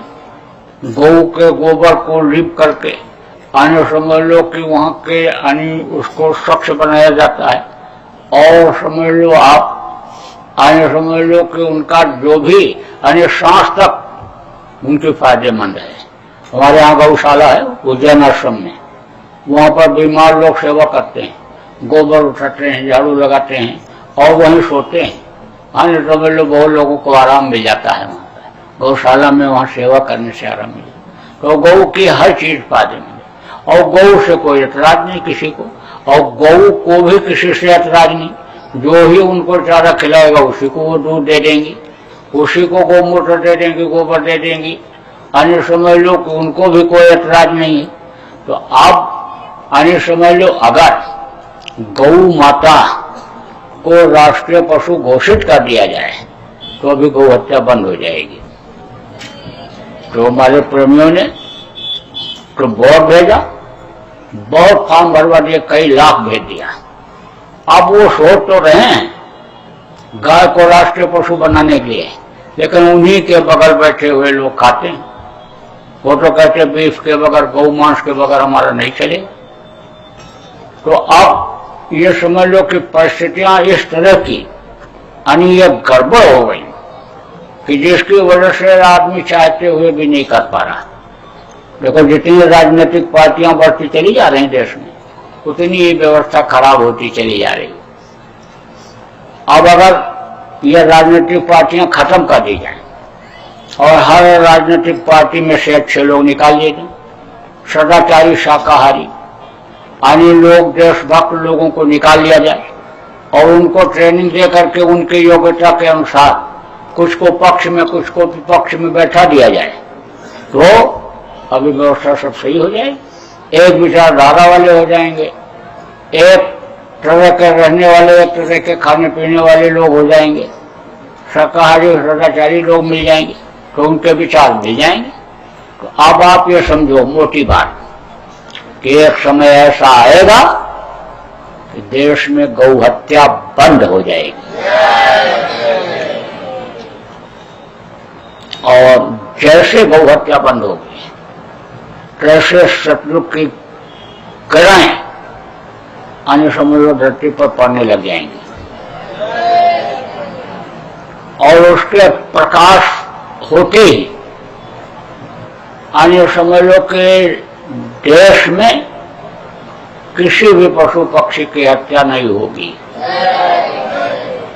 कश्मीर से कन्याकुमारी तक, गुवाहाटी से चौपाटी तक कोई भी मांस मछली अंडे शराब की दुकान ही नहीं होगी। ऐसा समय आएगा, परिस्थितियां आएंगी, समझाने पर नहीं मानेंगे तो परिस्थिति आ जाए, और नहीं तो कुदरत परिस्थिति ला देगी। तो कुदरती कैसे तो आने समझ लो अच्छे घर लगे, और कुदरत जब थप्पड़ लगाती है तब 1 लाख को 1.25 लाख नाती रावण घर दिया न बाती, एक भी नहीं बचा, सब खत्म। परिस्थिति ऐसी बनी। लिंग पुराण के 40वें अध्याय में लिखा है, सूरसागर में लिखा है, जगन्नाथ राष्ट्रीय किताब में लिखा कि सतयुग आएगा। तो सतयुग जब आएगा तो सतयुग के योग्य लोगों को बनना पड़ेगा, नहीं तो कलयुग अपने साथ लेता जाएगा, बहुत मरेंगे। तो कलयुग और सतयुग दोनों एक कुर्सी पर बैठ नहीं सकते। तो कलयुग जाएगा तभी सतयुग आएगा। तो जो अकाल मृत्यु में मरते हैं, उम्र पूरी किए हुए बगैर मर जाते हैं, उनको प्रेत योनि में जाना पड़ता है। और प्रेतों का मुंह बहुत पतला होता है, पेट ही नहीं भरता। इसलिए अन्य समझो प्रेत योनि से बचाने के लिए, परेशान और परेशानी से बचाने के लिए अन्य सब लोगों को शाकाहारी सदाचारी आप लोग बनाइए, प्रचार करिए। तो देखो अब ज्यादा समय आपका नहीं लूंगा, अब 5 मिनट भजन पर बैठा करके फिर छुट्टी करूंगा। तो बैठ जाओ, डालो कपड़ा ऊपर से, कपड़ा डाल लो, आंख बंद कर लो, मुंह बंद कर लो और कान बंद कर लो। आवाज को सुनो, छाया में बैठ जाओ। उधर छाया में जो लोग उधर हो, खुले में वो छाया में बैठ जाओ। फिर छाया है हमारे मंच के बाएं तरफ, बैठ जाओ और खुश होकर के जैसे बताओगे किसी को, ऐसे ही वो चीज खत्म हो जाएगी। तो इसको खूब ठीक से याद कर लो। यानी समझ लो बताना नहीं है किसी को, कुछ भी दिखाई सुनाई पड़ा तो किसी को बताना नहीं है, ये बिल्कुल याद कर लो। तो देखो अभी आप कागज ले लेना और समय लेना यहाँ पर, और फिर उसके बाद तब ठीक से करना। तो हमारा आश्रम है उज्जैन में, उज्जैन में कार्यक्रम होते रहते हैं। अभी 28 फरवरी, 1 और 2 मार्च को होली का 3 दिन का कार्यक्रम होगा। आप लोग समय निकाल लेना, जिनको बहुत फसाव न हो कुछ लोग आ जाना। तीनों दिन दोनों समय सत्संग चलेगा, बहुत सारी बातें आपको सुनने को मिलेंगी और ध्यान भजन भी होगा। कोई चीज बोलोगे भटकोगे तो आपको वहां बता भी दिया जाए। तो आप लोग समय निकाल लेना। उसके बाद भंडारा होगा, भंडारा भी वहीं पर होता है। पिछले साल भंडारे में 23 मई को 1 लाख लोगों ने वहां पर शाकाहारी रहने और शाकाहारी लोगों को बनाने का संकल्प लिया था, जो golden book of world record में भी दर्ज हो गया। तो बराबर कार्यक्रम होते रहते हैं। अभी काफिला भी ये निकला उसका, ये 41 दिन का काफिला है, 8 प्रांतों में गया।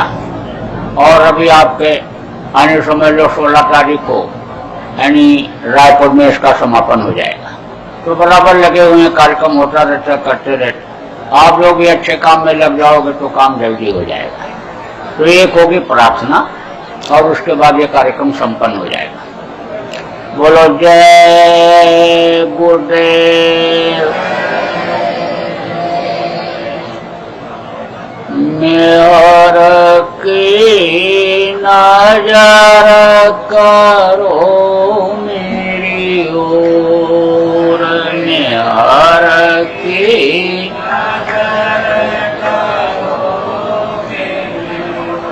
नागरिकों ने इस कार्यक्रम को संपन्न बनाने में मदद किया, हम सबके आभार हैं। देश प्रेम बनाए रखना, देश की संपत्ति आपकी अपनी संपत्ति है। हड़ताल तोड़ आंदोलन धरना घेराव से दूर रहना, अधिकारियों कर्मचारियों का बूढ़े बुजुर्गों का सम्मान करना, शाकाहारी रहना, शाकाहारी का प्रचार करना, माता पिता की बच्चों सेवा करना, सेवान रहना और भजन बराबर सब लोग करते रहना। बोलो जय गुरुदेव।